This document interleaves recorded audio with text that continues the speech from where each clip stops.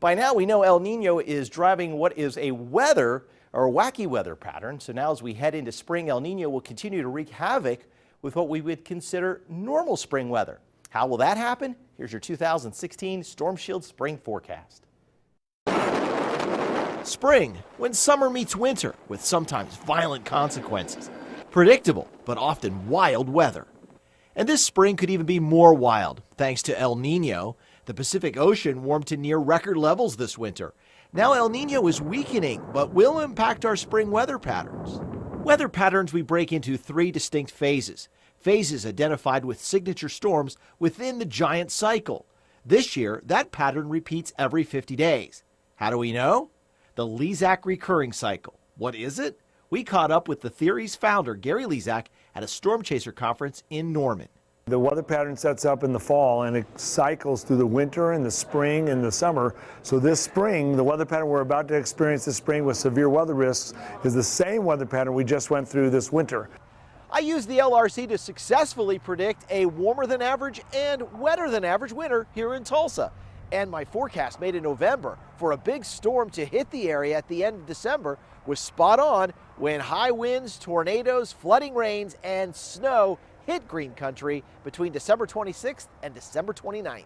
But the winter forecast wasn't perfect. Even El Nino can wreck the LRC. Recent dynamic warming in the Arctic suddenly suppressed El Nino and its influence weakened. This caused green country to dry out in February and become warm and windy. The end result, grass fires. But change is underway. El Nino will rally for a big spring finale. Climate expert Stephen Strum with Tulsa-based Frontier Weather agrees. This El Nino is very strong, so it has the potential to persist, certainly at least through the middle of spring. And if that happens, that would at least give us a better opportunity to have a more active than normal, latter half of the severe weather season. So what's next? Remember, three distinct patterns will dominate spring. This one here, a cooler and wetter than average pattern that we will see in early March, and it returns in mid to late May. One more shot of cold air is possible in mid-April, and the third part of the pattern, which dominated most of our winter, a calm and serene pattern with warmer than average days. When all added up, here's what I expect. Above average rainfall, cooler than average temperatures, 6 or more severe weather setups, and overall, a normal spring tornado season. And according to the LRC, here are the possible days for severe weather setups.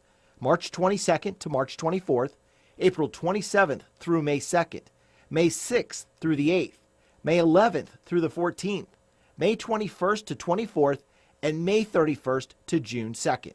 In other words, thanks to El Nino, the peak of severe weather season may be delayed, could end up lasting into June, and will keep us all on alert.